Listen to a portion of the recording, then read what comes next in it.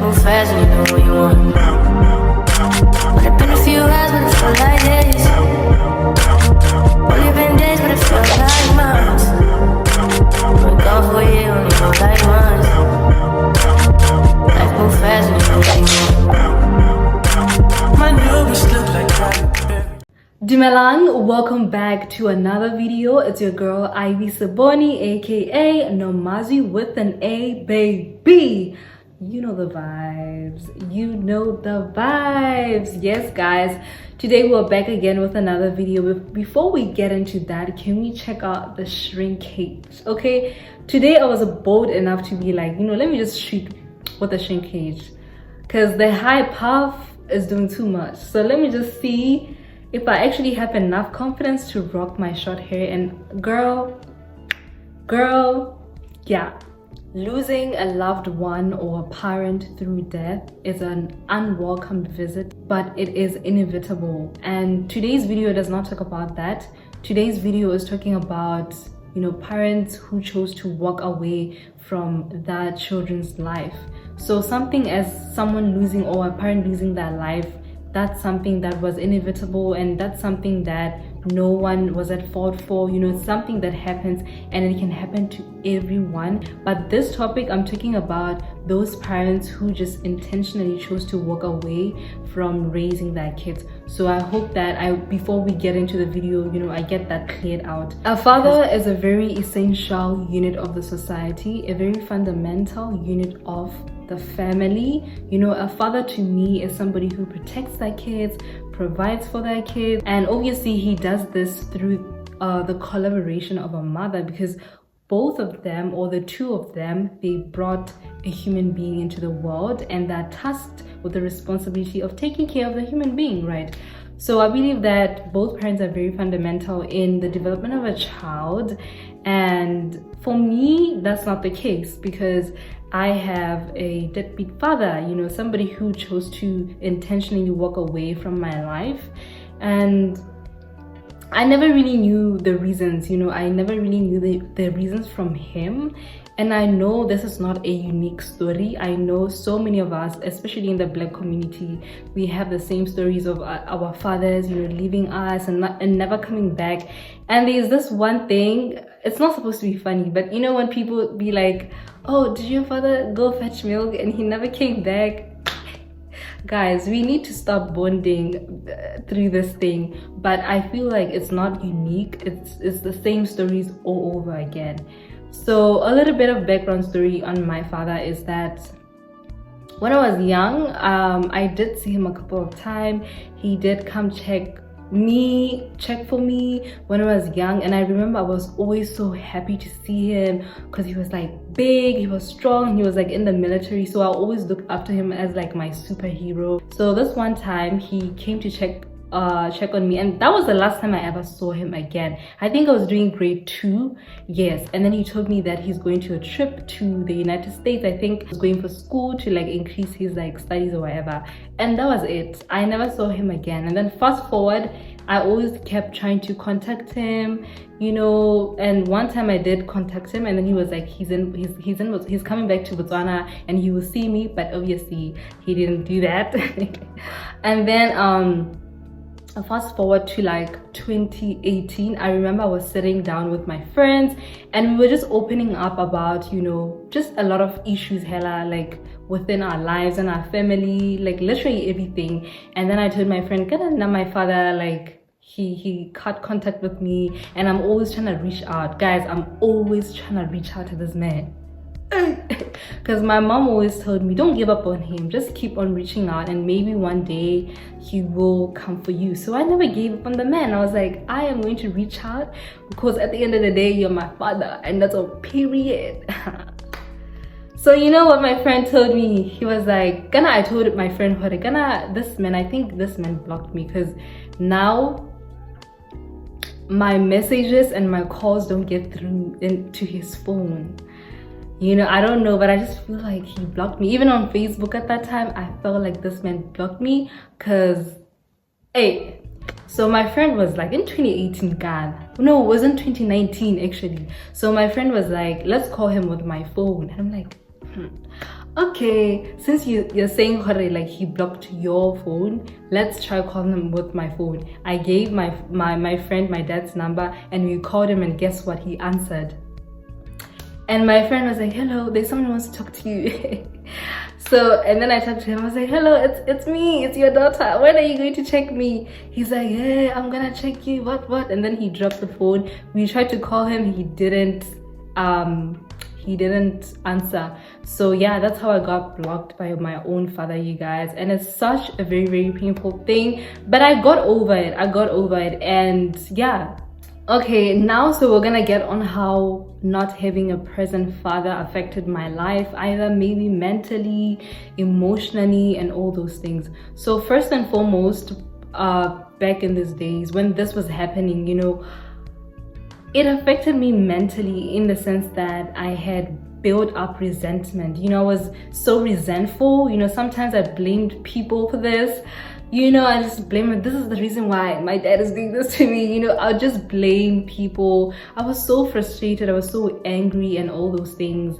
And also I realized that as I was like, you know, really trying to figure out a way to get this man to just want to be my father, is I ended up realizing that this man has a whole family that he loves, and obviously he has kids that he loves. So I was like, yay, he loves some people, but why can't he just love us together? You understand? I'm like, pick me, choose me, love me. So pick me, choose me, love me.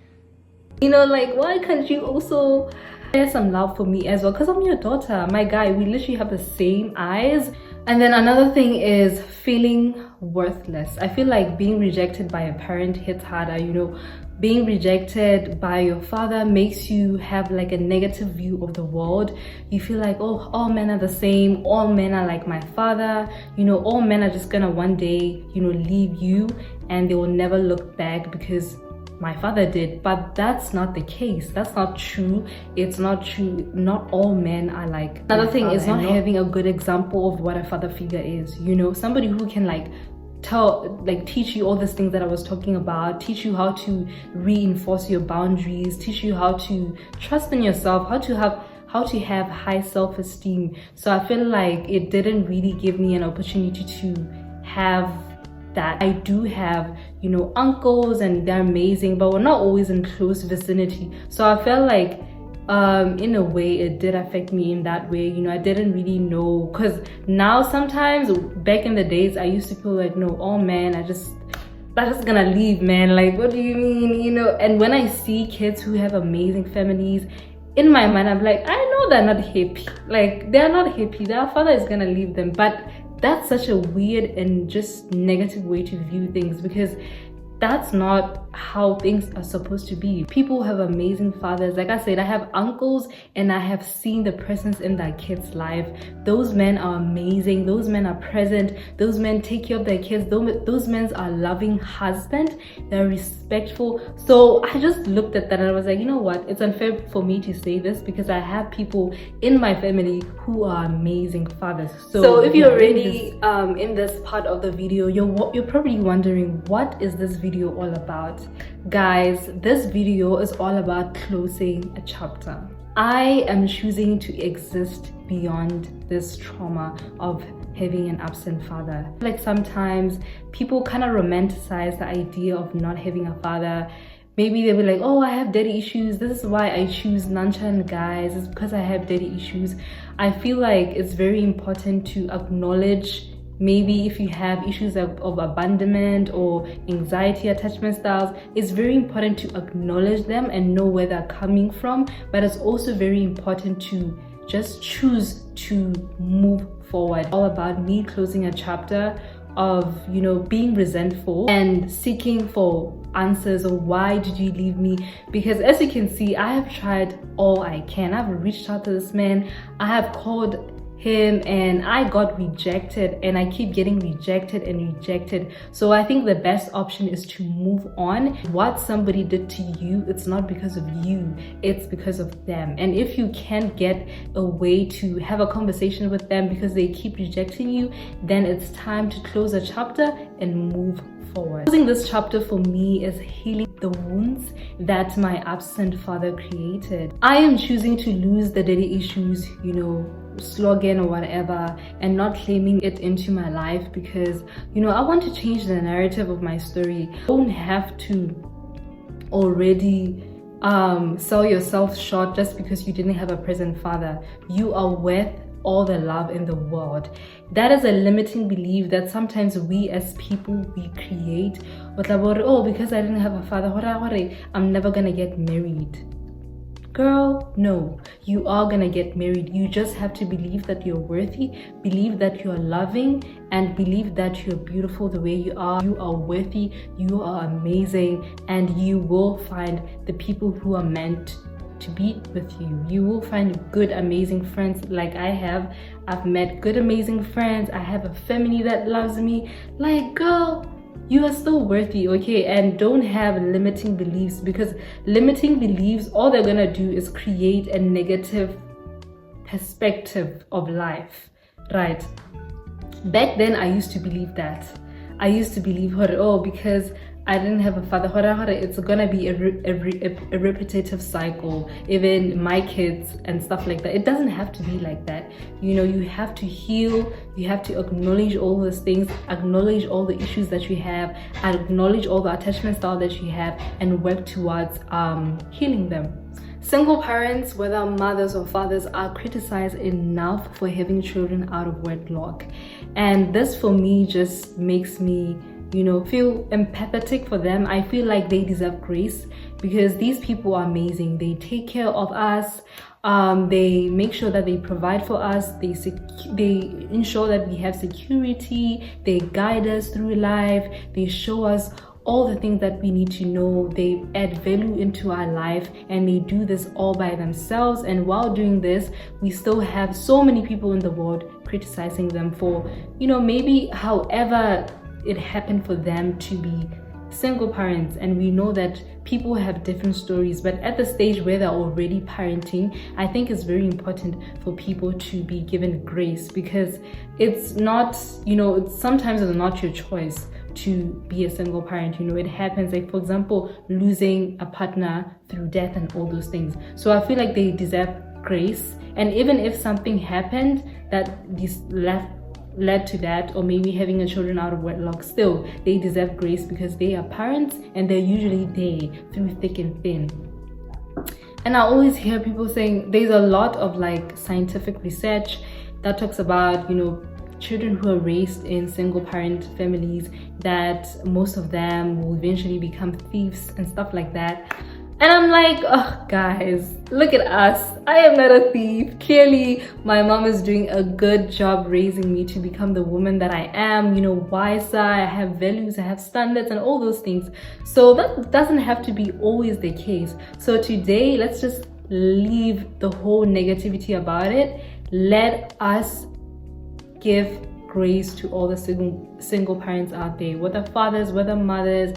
I have had friends in the past who have single fathers, and those men, they came through for their kids all the time.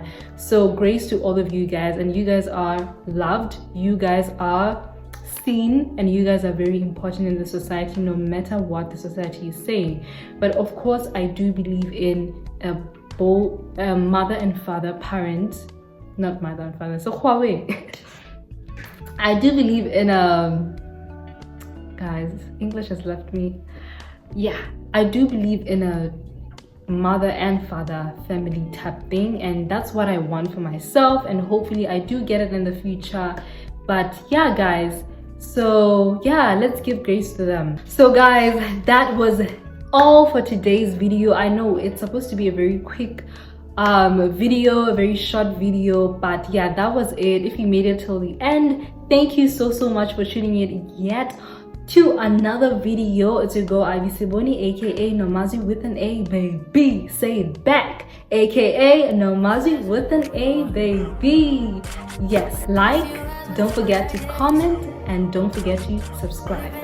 And yeah, thank you so much for tuning in to another video. I will see you on my next video.